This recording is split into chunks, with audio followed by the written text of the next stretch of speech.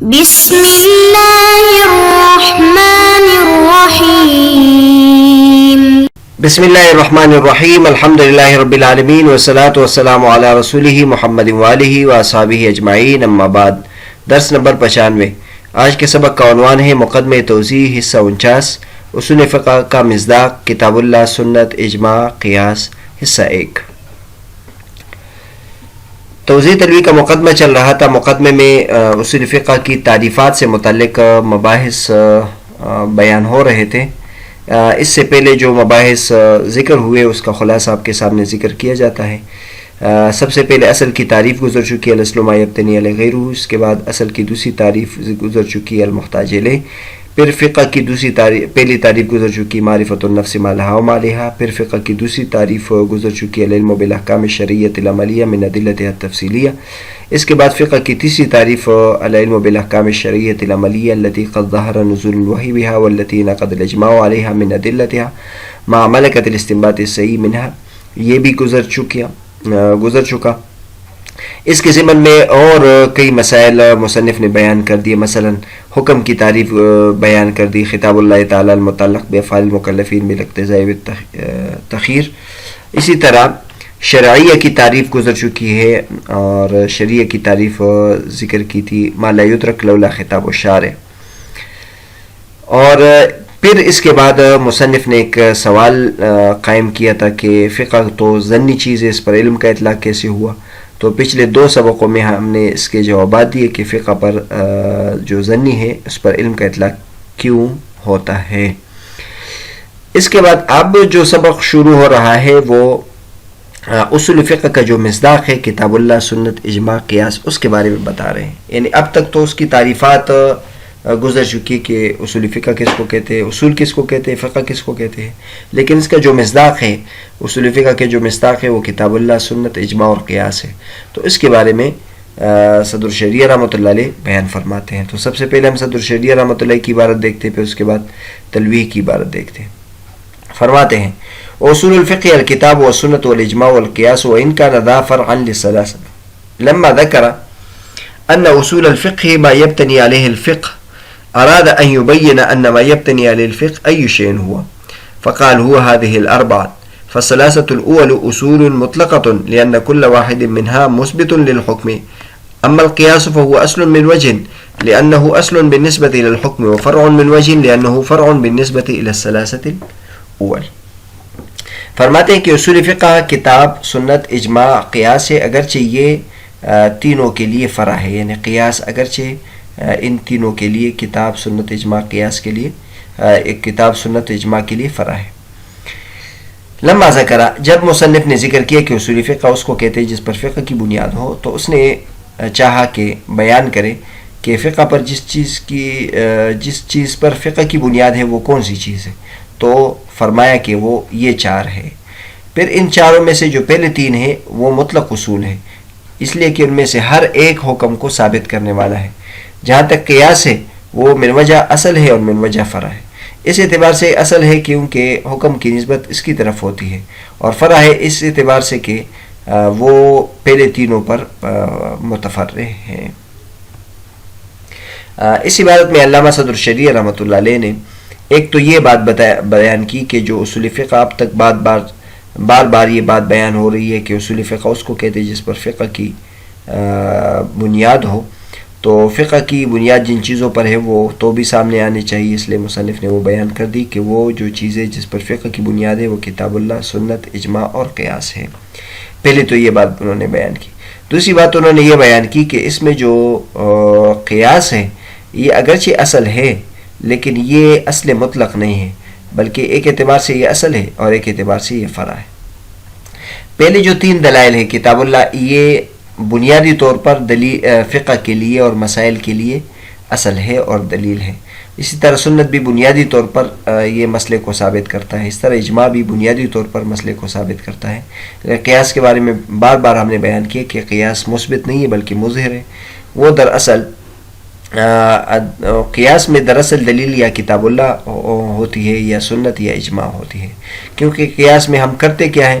قیاس میں ہم یہ کرتے ہیں کہ قرآن میں یا حدیث میں یا اجماع میں ایک علت تلاش کرتے ہیں کہ وہاں وہ جو حکم لگا ہے وہ کس بنیاد پر لگا ہے، پھر اس حکم کو اور اس کی علت کو کسی اور جگہ میں بھی ہم لگا لیتے ہیں، یعنی اس علت کو دوسری جگہ ہم دیکھتے ہیں اور وہ حکم وہاں بھی لگا لیتے ہیں. تو اب اگر ہم دیکھیں تو قیاس جو ہے وہ بنیادی طور پر دلیل نہیں ہے. بنیادی طور پر جو کتاب اللہ ہے وہ دلیل ہے، سنت دلیل ہے، اجماع دلیل ہے. انشاءاللہ اگلے جو عبارت ہے اس میں مصنف اس کی پھر 3 مثالیں بھی دے دیں گے.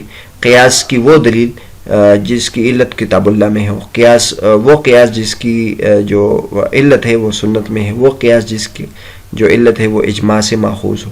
تو قیاس من وجہ اصل ہے، کیونکہ بنیادی طور پر جو مسئلے کے لیے دلیل بنا ہے وہ قیاس ہی بنا ہے، لیکن وہ مستقل بذاتی ہی بھی نہیں ہے، اس کو بھی دوسرے دلیل کی طرف محتاج ہونے کی ضرورت ہے، کتاب اللہ کی، سنت کی، اجماع کی طرف ضرورت ہے، لہٰذا اس وجہ سے من وجہ فرع بھی ہے. اس کے بعد ہم اگر نیچے دیکھ لیں، علامہ تفتازانی رحمۃ اللہ بیان فرماتے قولہ و اصول الفقہ ما سبق كان بیان مفہوم اصول الفقہ وهذا بیان ما صدق عليه هذا المفهوم من الانواع المنحصرة بحكم الاستقراء في الاربعة ووجه ضبطه ان الدليل الشرعي اما وحي او غيره، والوحي ان كان متلوا فالكتاب والا فالسنة، وغير الوحي ان كان قول كل الامة في عصر فالاجماع والا فالقياس، او ان الدليل اما ان يصل من الرسول صلى الله عليه وسلم او لا، والاول ان تعلق بنظمه الاعجاز فالكتاب والا فالسنة، والثاني ان اشترط عصمة من صدر عنه فالاجماع والا فالقياس. علامہ تفتازانی رحمۃ اللہ فرماتے ہیں کہ مصنف کا قول اصول فقہ فرماتے ہیں کہ جو پہلے گزر چکا وہ اصول فقہ کی تعریف کا بیان تھا، اور یہ اس کے مصداق کا بیان ہے کہ اس مفہوم کا جو مصداق ہے وہ کیا ہے، کون سے انواع ہے جو اصول فقہ ہے، اور یہ انواع اگر استقراء ہم کریں تو 4 میں یہ منحصر ہے. یعنی فقہ کے لیے اصول کے بارے میں ہم جب تلاش کیا تو کون کون سی چیزیں ہیں، تو استقراء کے بعد ہمیں معلوم ہو کہ وہ 4 چیزیں. اس کے بعد علامہ تفتازانی رحمۃ اللہ علیہ اس کے وجہ حسر 2 وجہ حسر ذکر کریں گے. نمبر 1 وجہ ضبطی، وجہ حسر یہ ہے کہ دلیل شرعیہ وہی ہوگی اور یا غیر وہی ہوگی، اور وہی یا تو مطلوع ہوگی یعنی اس کی تلاوت کی جاتی ہوگی تو وہ کتاب اللہ ہے، اور اگر اس کی تلاوت نہیں کی جاتی تو سنت ہے. اور جو غیر وہی ہے اگر وہ پوری امت کا قول ہے، ایک زمانے میں جو پوری امت ہے اس کا قول ہے تو اس کو اجماع کہیں گے، اور اگر پوری امت کا قول نہیں ہے تو پھر قیاس ہے. اور یا یہ ہے کہ دلیل یا ہم تک نبی کریم صلی اللہ علیہ وسلم کے واسطے سے پہنچی ہوگی یا نہیں. اگر پہلی بات ہے یعنی رسول اللہ صلی اللہ علیہ وسلم کے واسطے سے ہم تک پہنچی ہے، اگر اس کے الفاظ کے ساتھ اعجاز کا تعلق ہے یعنی اس کے الفاظ معجز ہے تو وہ کتاب اللہ ہے، اگر اس کے الفاظ معجز نہیں ہے تو سنت ہے. اور دوسری بات یعنی کہ اگر وہ نبی کریم صلی اللہ علیہ وسلم کے واسطے سے ہمیں نہیں پہنچی، اگر یعنی وہ غیر رسول کی بات ہے، اگر جس سے وہ صادر ہو وہ معصوم ہے، اس میں اگر اس بات کی شرط ہے تو وہ اجماع ہے، اور اگر اس میں معصوم ہونے کی شرط نہیں ہے تو وہ قیاس ہے. علامہ تفتازانی رحمۃ اللہ علیہ نے اس عبارت میں وجہ ضبط ذکر کیا. اکثر امتحان میں سوال آتا ہے کہ اصول فقہ کے 4 دلائل میں منحصر ہونے کی جو 2 وجوہات ہیں وہ ذکر کرے. تو ضبط کی جو 2 وجہ علامہ تفتازانی رحمۃ اللہ نے ذکر کی وہ یہ ہے. ایک تو یہ ہے کہ شرعی جو دلیل ہے یا تو وہی ہوگی اور یا غیر وہی ہوگی. وہی اس کو کہتے ہیں کہ اللہ تبارک و تعالیٰ کی طرف سے کسی نبی کو حکم نازل ہوا ہو، تو یا تو دلیل شرعی وہی ہوگی اور یا غیر وہی. پھر وہی کی بھی آگے 2 قسمیں ہیں، یا تو اس کی تلاوت ہوگی اور یا تلاوت نہیں ہوتی ہوگی. تو اگر تلاوت بھی ہوتی ہو تو اس کو کتاب اللہ کہتے ہیں. ہم اگر کتاب اللہ کو دیکھ لیں تو ایک تو یہ وہی ہے اللہ تبارک و تعالیٰ کی طرف سے نبی کریم صلی اللہ علیہ وسلم پر نازل ہوئی ہے، اور ساتھ ساتھ اس کی تلاوت بھی ہوتی ہے.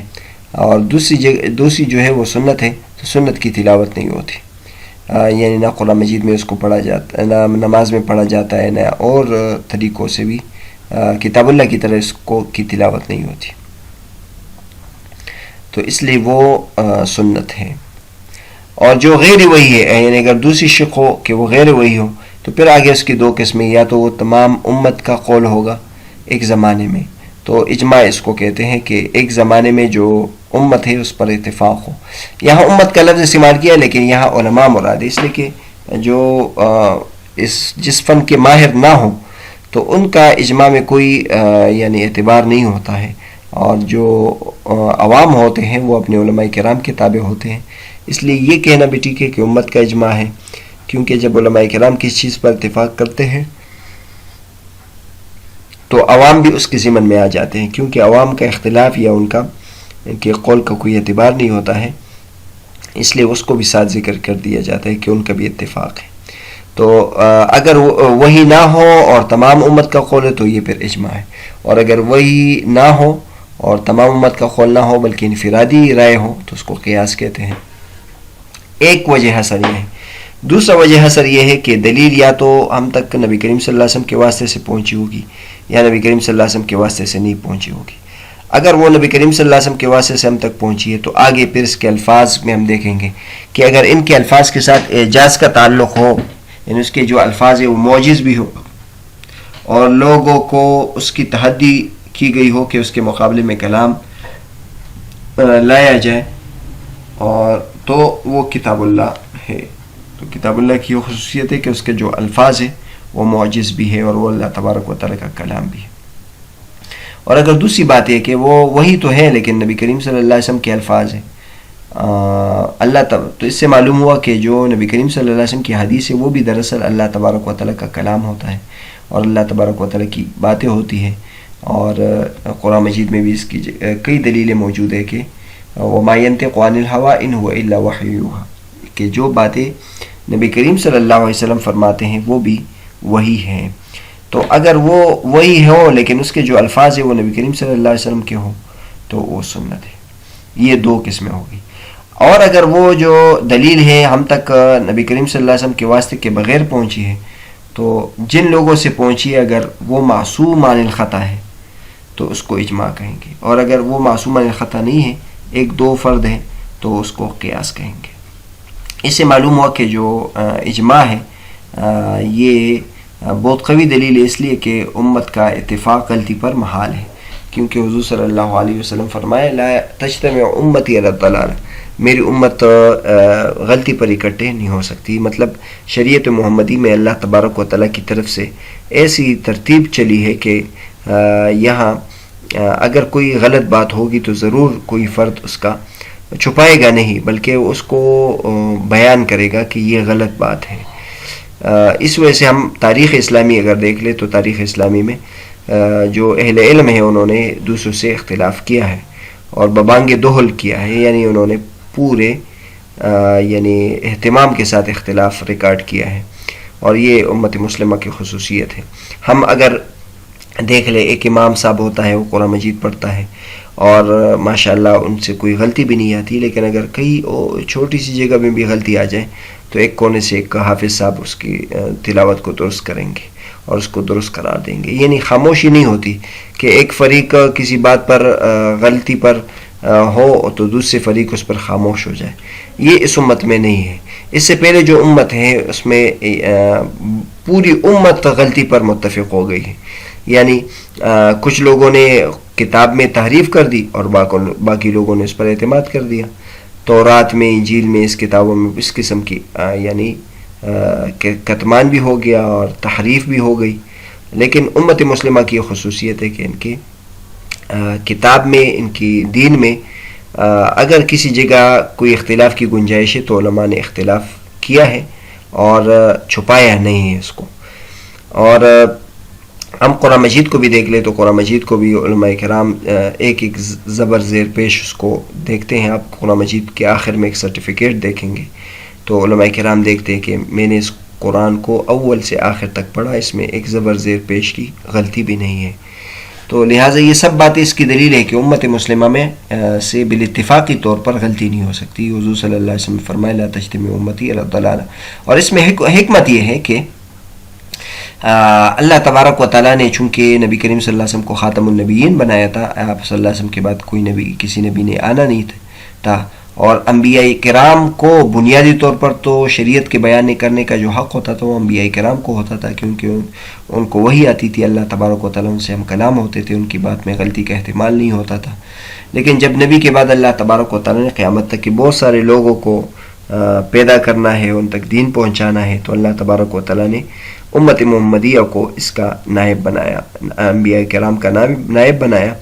اور پھر انبیاء کرام کے نائب بنانے کے بعد اللہ تبارک و تعالیٰ نے ان کو انبیاء کا جو مقام تھا وہ بھی دیا، اور وہ یہ ہے کہ نبی معصوم ہوتے تھے.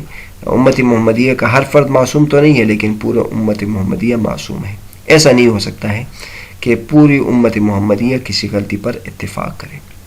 دوبارہ علامہ تفتازانی رحمۃ اللہ فرماتے ہیں کہ اگر جو دلیل غیر نبی سے ہم تک پہنچی ہو تو اگر وہ ان لوگوں کی طرف سے صادر ہو جن پر اتفاق ہے اور جن سے غلطی نہیں ہو سکتی ہے تو وہ اجماع ہے ورنہ قیاس.